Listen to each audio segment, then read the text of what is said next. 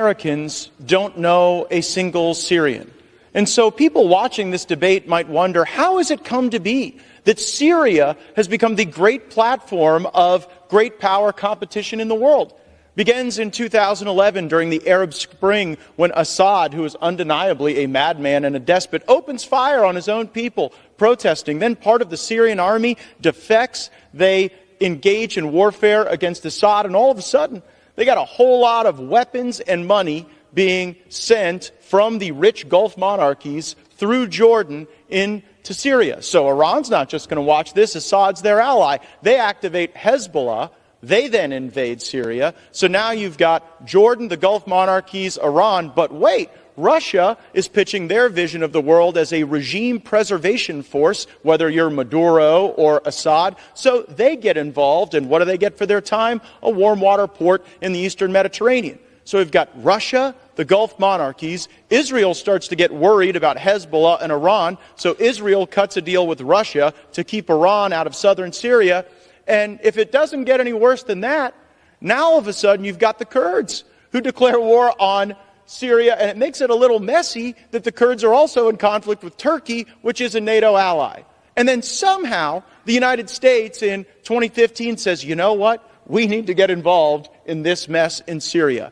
And since we have been there, we have seen Americans die. We have seen tens of billions of dollars wasted. And what is hilarious about the 2001 AUMF that the neoconservatives wave around like some permission slip for every neoconservative fantasy of turning an Arabian desert into a Jeffersonian democracy is that that very 2001 AUMF would justify attacking the people that we're fighting against and the people we're funding.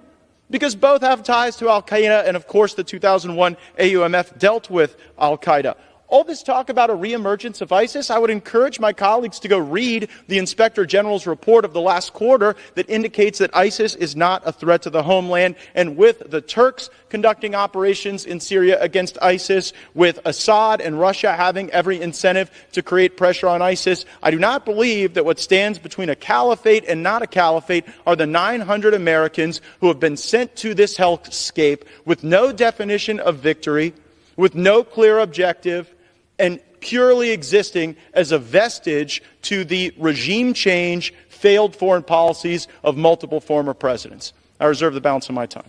And from Florida is recognized. Syria is such a mess. We are sometimes funding both sides in the same battle. I seek unanimous consent to introduce into the record LA Times piece entitled, "In Syria, Militias Armed by the Pentagon Fight Those Armed by the CIA."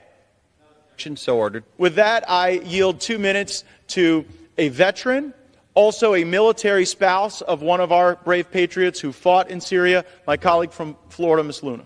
Gentlewoman from Florida is yielded 2 minutes. Thank you. I just want to start out by saying ISIS has been destroyed. A few hundred troops will not stop the next terrorist.com, and that's never going to end. And I'm frankly tired of hearing the sentiment on both sides that if we do not fight them there, they will come here. There are way too many countries to apply that logic. And if we are so concerned, then why is a majority of the U.S. government stagnant on the southern border where it matters? Terrorists are literally walking in. Or better yet, if that's a true concern, then why did we leave billions of dollars in equipment during a botched withdrawal in Afghanistan? Do you really think terrorist.coms aren't going to use that equipment like ISIS did? Peace is accomplished through superior firepower, strong leadership, and a plan. Not blunders of failed foreign policy literally repeating itself. We have zero strategic advantage and zero reason to be in Syria. In fact, they don't even want us there. Al-Assad and Putin are tight, and if you actually check out some of Russia's naval warships, they're actually hanging out in the western port of Syria. What we need to be focusing on is bigger issues like China. Syria is a very dangerous place for us to be leaving a few hundred Americans. We are better off sending those troops on JSETs to places like South America, where we can build stronger and useful allies who will actually work with us. Make no mistake, if we take China at their word, a near-peer fight is coming, and it will require 100% of our military and more than the American people are going to pay for it. And that is why I support this resolution. And if I can also add to those of my colleagues that had mentioned the Kurds, our NATO ally, Turkey, who is not the best NATO ally, might I add, has deemed them a terrorist organization. And after the takeback of Mosul, we actually turned our back on them after promising to recognize them as a nation at the United Nations. Thank you. I yield my time. Thank you, Mr. Speaker. I yield myself such time as I may consume. Much of the discussion today has revolved around whether or not withdrawing from Syria will ignite some new ISIS caliphate. We've pointed out time and again Inspector General's reports saying that that is unlikely. But I'm not entirely sure that us having troops in Syria deters ISIS more than it is a recruiting tool for ISIS. Moreover, President Trump said that if Russia wanted to kill ISIS, we should let them. And I think there is wisdom in that. Both Assad and Turkey are in stronger positions today to put downward pressure on ISIS. And maybe if we weren't giving weapons to people shooting at Assad, Assad would have every incentive to be able to engage ISIS in a way to ensure that it doesn't come back. And we have to also acknowledge Syria and Iraq are the two countries on the planet Earth where we have done the most to fund ISIS. We give weapons to these so-called moderate rebels, which I actually thought was an oxymoron, and it turns out they're not that moderate. Sometimes the rebels we fund to go fight Assad turn around and raise the ISIS flag, and so it's quite silly to be saying we have to withdraw to stop ISIS when it is our very presence in Syria, in some cases, that has been the best gift to ISIS. There are groups like al-Nusra and associated entities that are like our frenemies when they're in Syria, and then they cross over the border into Iraq and they become full-fledged jihadists posing a so-called threat to the homeland. There are 1,500 different groups in Syria. So today's friend is tomorrow's ISIS. And there's no real clear delineation as to what the enduring defeat of ISIS means. Like, do we have to keep 900 Americans in Syria until the last heartbeat stops of the last person who holds some sympathy for ISIS? I would certainly hope not. It would mean we would have to be there forever. Israel has made their deal with Russia to be protected. The Kurds have made their peace with Assad to be protected. And what we see among this quagmire is there's really not a role for the United States of America in Syria. We are not a Middle Eastern power. We have tried this time and again to build a democracy out of sand and blood and Arab militias, and time and again, the work we do does not reduce chaos. Oftentimes it causes chaos. The very chaos that then subsequently leads to terrorism. My colleagues, my staff who've served in Syria, my constituents tell me that often these anti-ISIS raids are just raids of local thugs and drug dealers who have some cousin that's in ISIS. And it is not appropriate to put Americans at risk. Often our Americans are guarding these oil fields where the Iranians are sending kamikaze drones.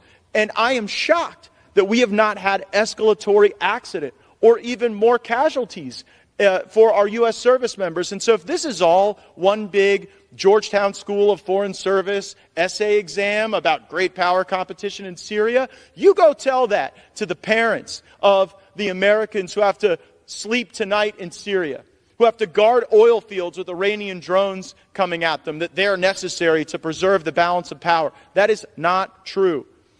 The Kurds have an opportunity to pave their path. Let's pave ours. And if we're so worried about threats to the homeland, how about we actually focus on our true point of vulnerability, which is not the emergence of some caliphate. It's the fact that terrorists are crossing our southern border on a daily, weekly, monthly basis. We seem far less concerned about that, and we undeniably should be. My colleagues, I ask you to support this resolution, to reassert Congress's power to speak on these matters of war and peace. So often we come to the floor and we debate frivolities. This is one of the most important things we can be talking about. How we use the credibility of our fellow Americans, how we spend America's treasure, how we spill the blood of our bravest patriots. We have stained the deserts in the Middle East with enough American blood. It is time to bring our service members home. I encourage my colleagues to support the resolution and yield back the balance of my time. Okay, one of the most important debates on a real issue of national importance has taken place this afternoon. It's Wednesday, 8 March in the year of our Lord 2023.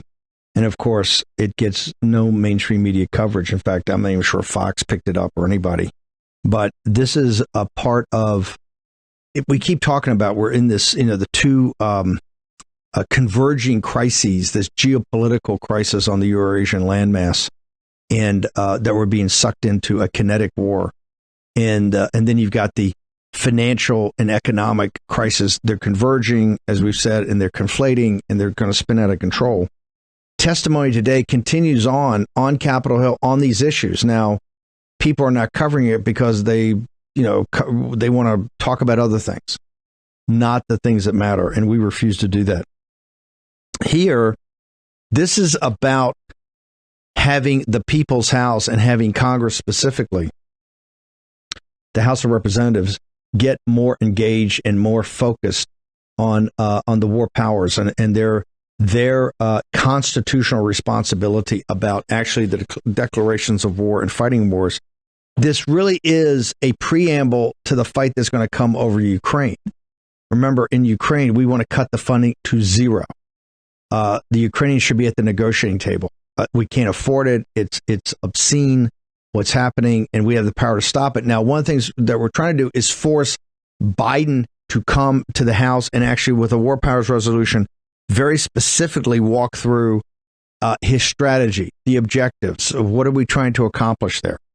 In order to do that, what Matt Gaetz, and I think you're seeing in Matt Gaetz particularly, and I'm very proud to have an association with Matt over a number of years, but to see the young guy that I would meet on the tarmac down in Florida for the rallies for Trump in 2016, and to see that he's become a true leader, understands the details. Matt Gaetz' forces, this is about Syria. This is about the 900 troops that are in Syria and have been there forever. But it's not just about those troops. It is about why Americans deployed in these areas of the world. Why are we all over the world in every different country? What if this is a great power conflict? What's at stake here? What are the objectives here? Who's involved here? And it was galvanizing. A couple hours of debate, and quite frankly, Gaetz had more Republicans coming up and against him than he even had Democrats. In fact, two of the most spirited were Zinke and McCall. Do we have McCall? Okay, let's play. I think we got a couple more clips here. Let's go ahead and play the clip, and then I'll just play the additional clip, and then I'll come back and comment on it. The gentleman is recognized. Mr. Speaker, the United States is not at war with Syria. Rather, the United States is conducting limited but important counterterrorism operations in Syria against ISIS, formerly known as al-Qaeda in Iraq, pursuant to the 2001 counterterrorism AUMF. Those operations are being reported regularly to Congress, consistent with the War Powers Resolution. They are not new or unique to the Biden administration. In fact, let me quote President Trump about what we are doing here when he said, quote, "A small presence of United States Armed Forces remains in strategically significant locations in Syria to conduct operations against continuing terrorist threats emanating from Syria. These ongoing operations, which the United States has carried out with the assistance of numerous international partners, has been successful in seriously degrading ISIS capabilities in Syria and Iraq," end of quote. When ISIS was at the peak of its power in 2015, it controlled vast territory in Iraq and Syria, which it used to launch attacks in the Middle East and beyond. Those terrorists ruled with medieval brutality, and we all remember the graphic videos of ISIS fighters beheading journalists and innocent civilians.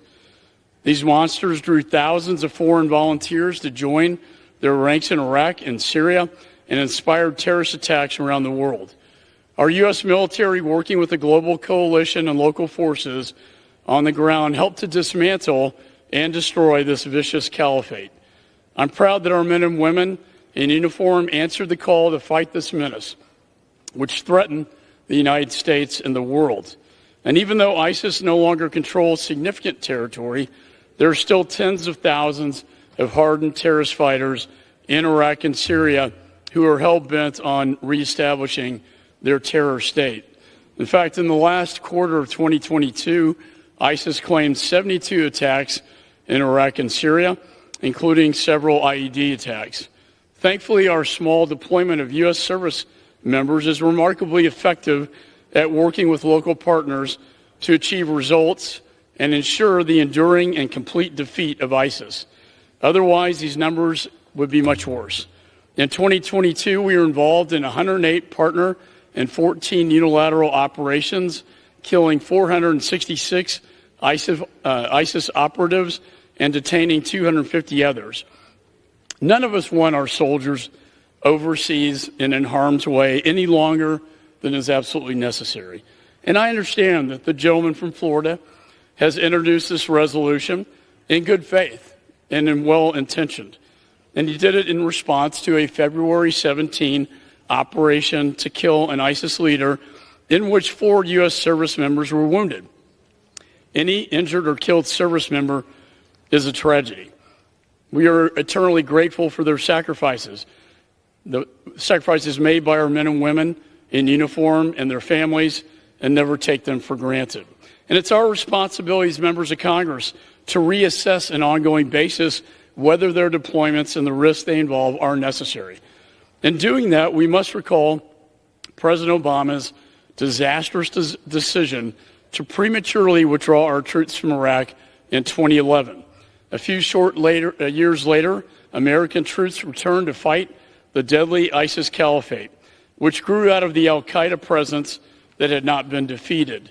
The chairman of the Joint Chiefs, General Milley, was in Syria just days ago to see our troops and assess the state of our mission. He went there to figure out what value this mission holds for our security. He said, and I quote, "Unless you support and devote the correct amount of resources to it, things will get worse, and if you completely ignore and turn your back, then you're setting the conditions for a resurgence." That is why I strongly oppose this resolution directing the removal of United States armed forces from Syria, and I urge my colleagues to do the same. If we withdraw our troops from Syria now, we could see a resurgence of ISIS or another legal successor in short time. Withdrawal of this legal, authorized U.S. troop deployment must be based on the total defeat of ISIS. Let me be clear. Congress's power to declare war is one of our most solemn Article I responsibilities. And I understand why some in this chamber are uncomfortable with using a 22-year-old force authorization for current operations.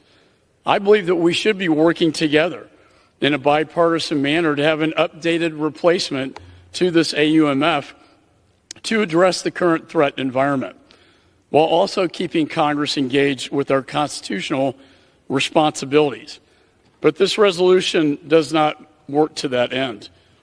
I believe it would call for an artificial withdrawal, and it would be a win for the ISIS terrorists committed to our destruction.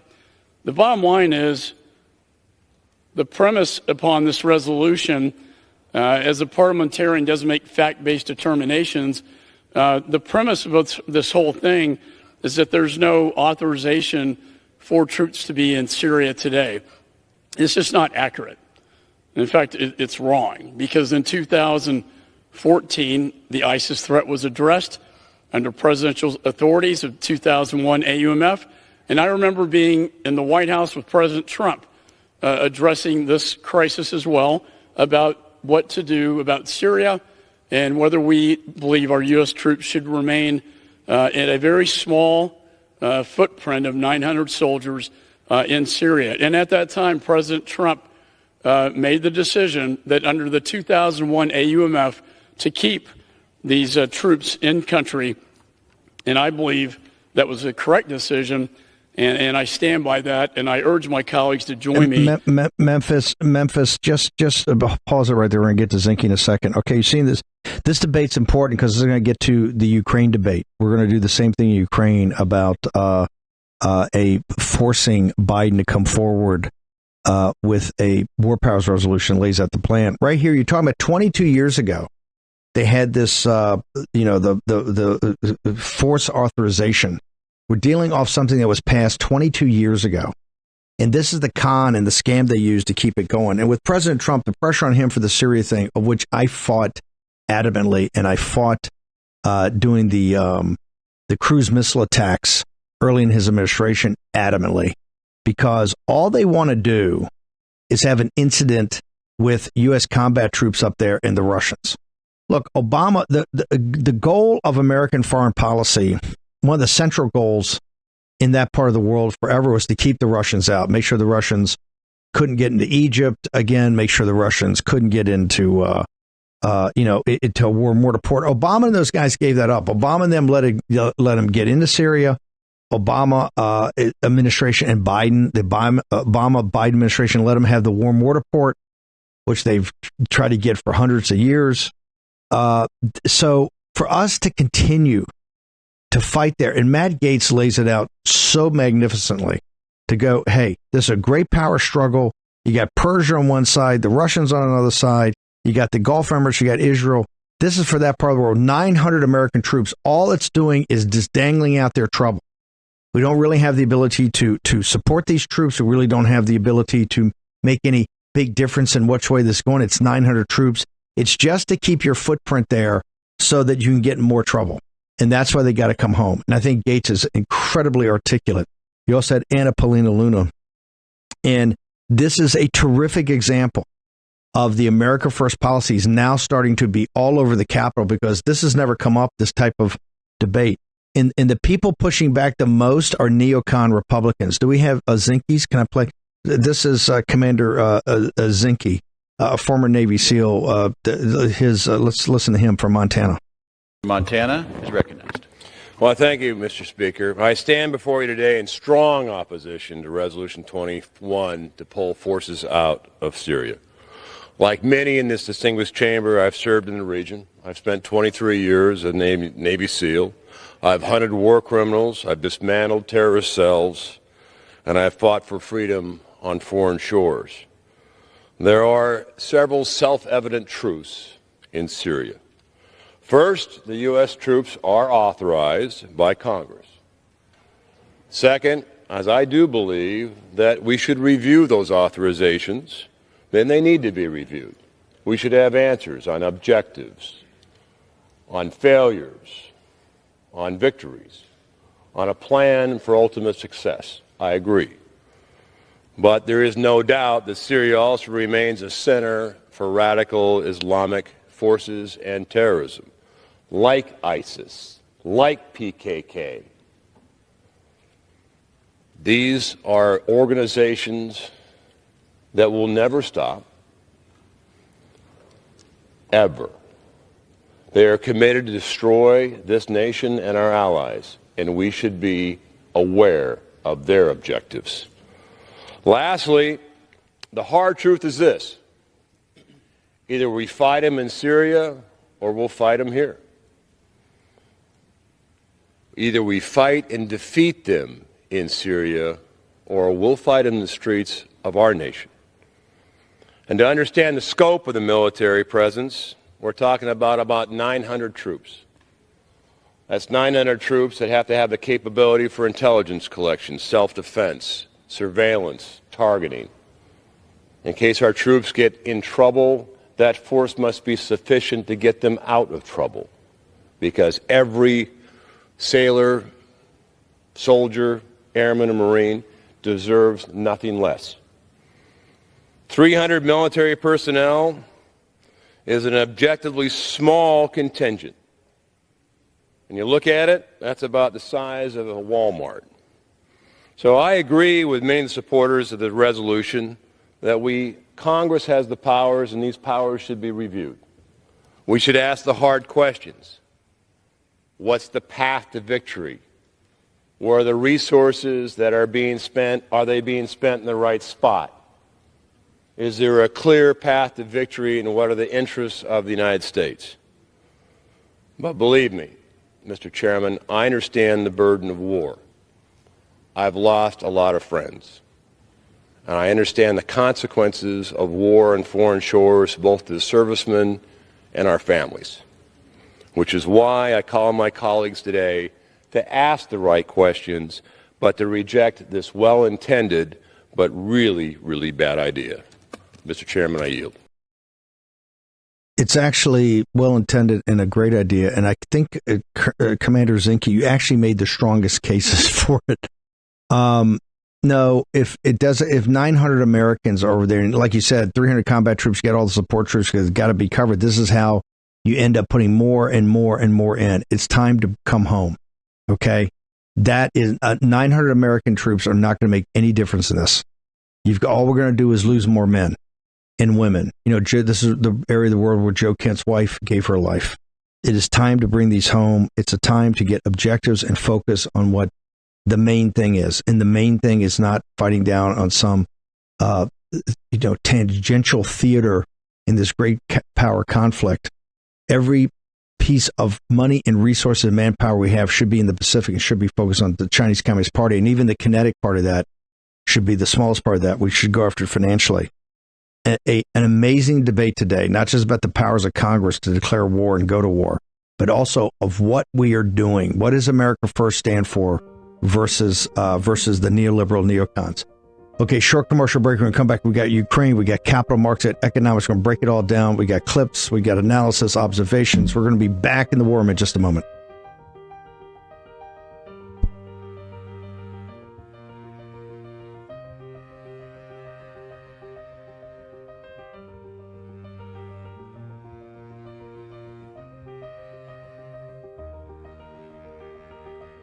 Stephen K. Bannon. Okay, so much important stuff's happening today. This amazing debate on the floor of the House regarding the troop withdrawal and continual fighting of American troops, combat troops in Syria. People say, well, God, I thought we'd be on Syria for years. No, you have not.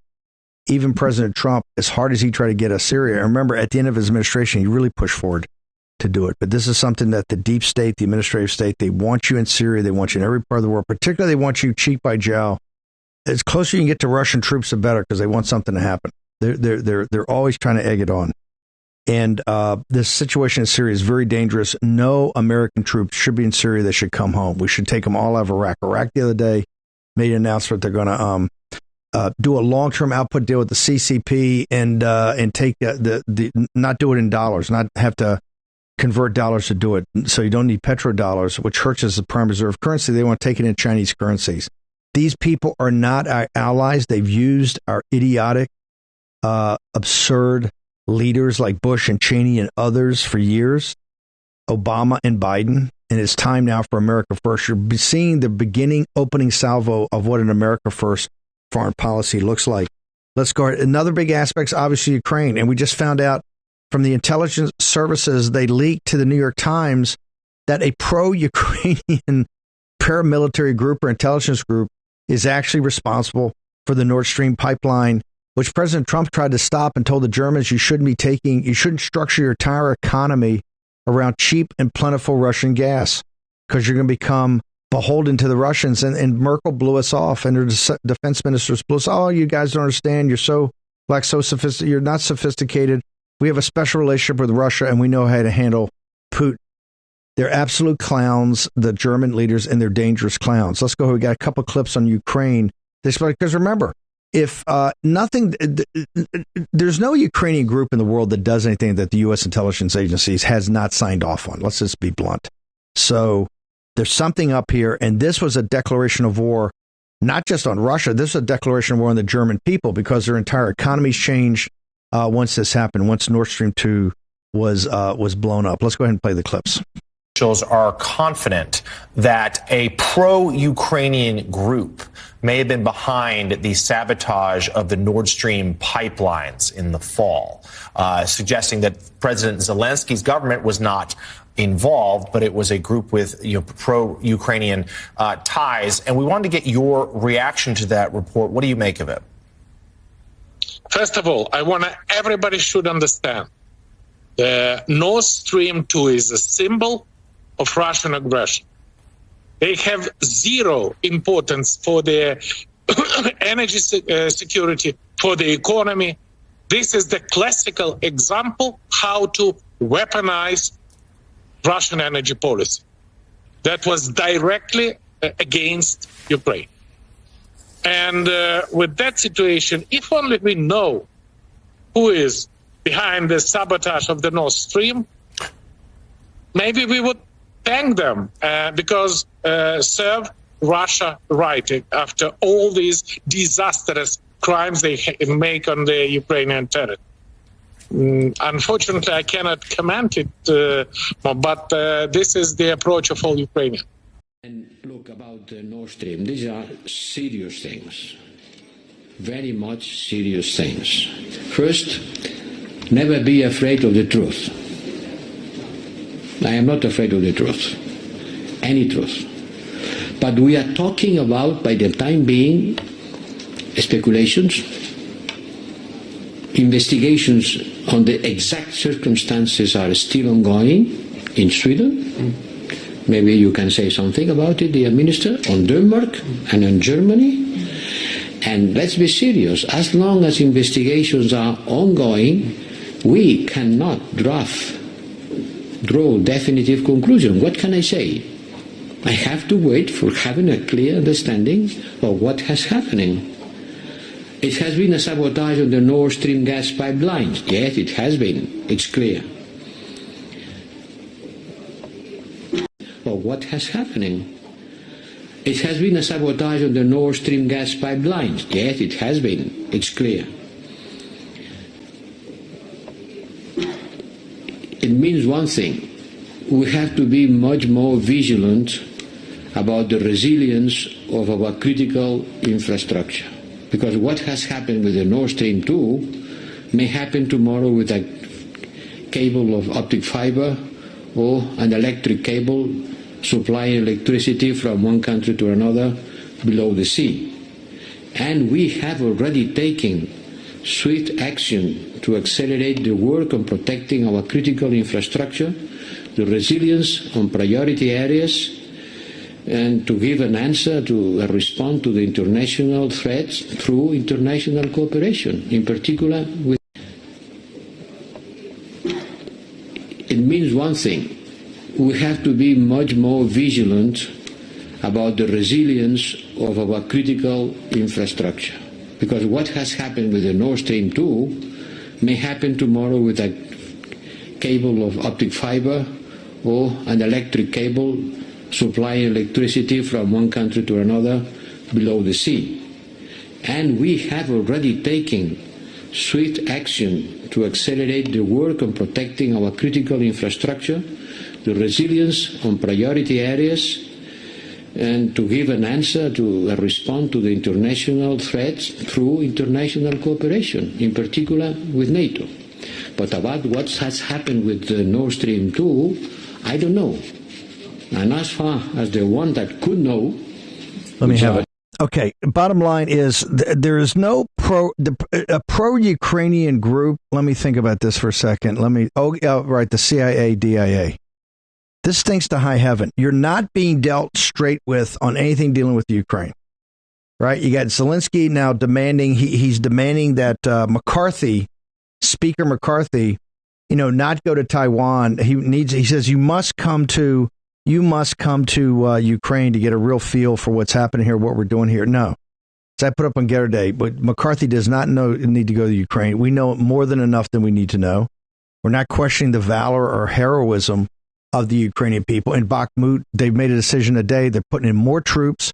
He's telling people, though, that it looks like it could fall, looks like they could lose it, which they understand is a major strategic and more importantly, probably optics or some symbolic defeat.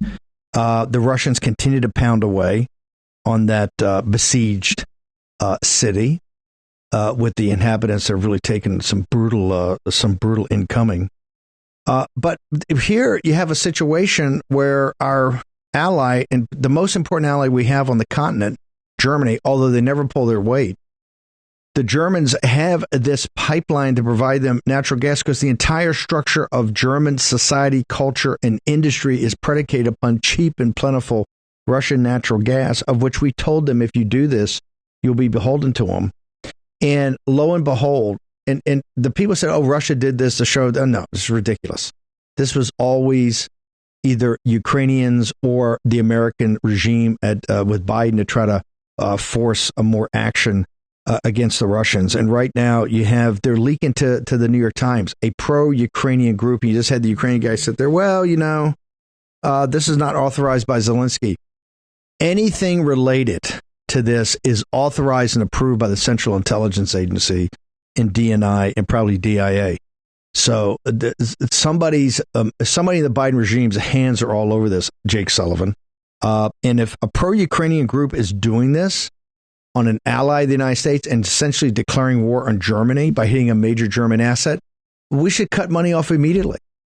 I mean, it's terrible either way. Either we did it in conjunction with them, we did it ourselves, and we're trying to blame it on some pro-Ukrainian group, or pro-Ukrainian group did it, and we either signed off on it or didn't know about it.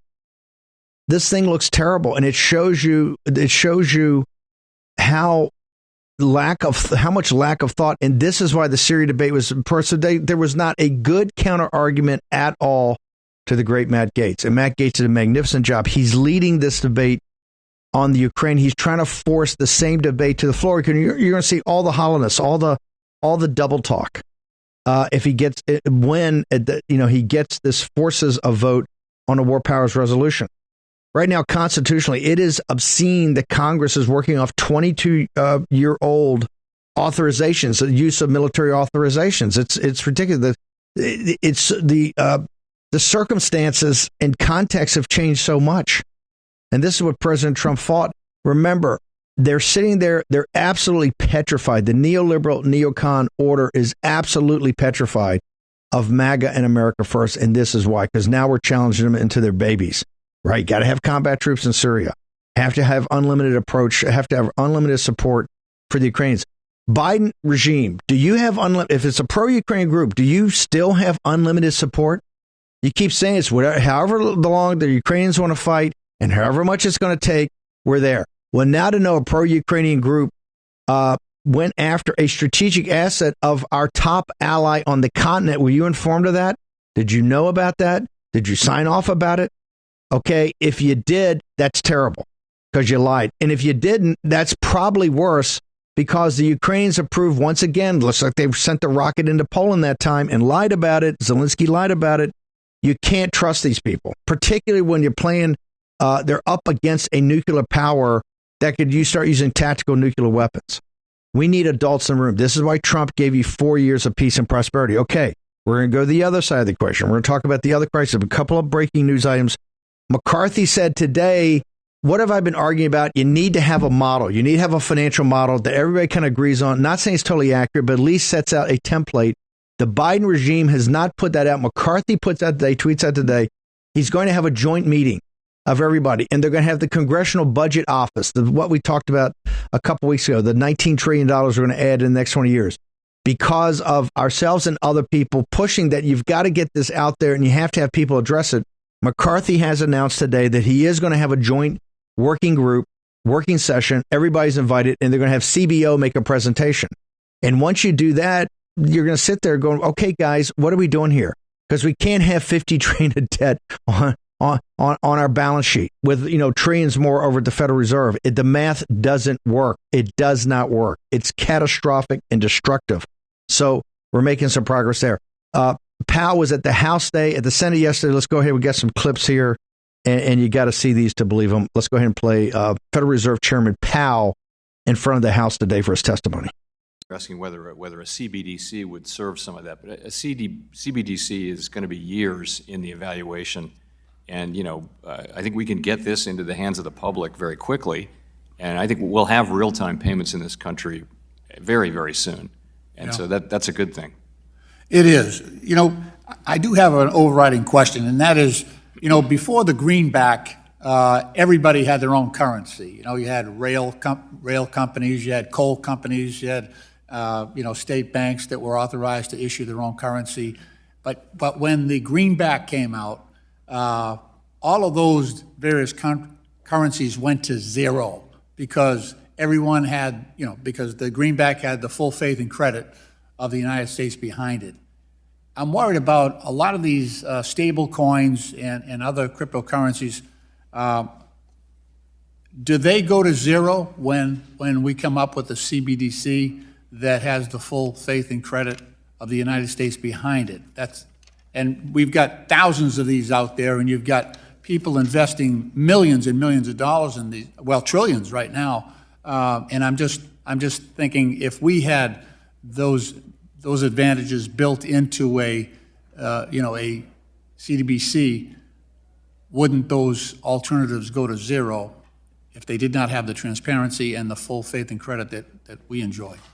So certainly unbacked cryptocurrencies that don't have any intrinsic value but nonetheless trade for a positive number, those I've never understood the valuation of those. Stable coins are actually, many of them are really, they're drawing on the credibility of the dollar. They have dollar-based, they're dollar denominated mainly, and they have dollar-based reserves, although we don't know what's in the reserves because there's no regulation. Gentlemen. So basically the $7 trillion that we spent, the Democrats spent in the last 4 years, is going to cost us an additional $2 trillion. And that's not factoring in future rate increases as you continue to appropriately. Hang over a second, Memphis. Hang on. I want to go to this. We're going to get into this in a second. Hit rewind on Timmons. Got to talk. One of the most fascinating things about what's happening in the House, the debt is so bad, right? And they're getting such double talks from the Fed. People are talking about, hey, these rolling devaluations. You're going to see in a minute about gimmicks to solve our problem. This is why I think it's so powerful that McCarthy came out and said, hey, let's get everybody in a room, sit down with the Congressional Budget Office numbers, have them present. You can ask questions, question assumptions, but you at least get to see a set of math. Here, the previous conversation was about this whole issue of a Federal Reserve issued cryptocurrency, and there are also currencies that are stable coin versus not. We're part of our community. Here's the thing. This is going to get to be, and you heard the congressman right there teeing it up by saying, hey, and if you go to my birchgold.com/forum, the politics of money, and particularly the third phase, the debt trap will get you up to speed now with what you need to know for these conversations. Listen to this testimony. But the congressman was sitting there, was talking about what we talked about in the first installment, which was the politics of money, saying, hey, before the Federal Reserve, before 1911, 1913, had many different types of currency around there. You not just had greenbacks, you had, or before the invention of greenbacks, you had all types of different money.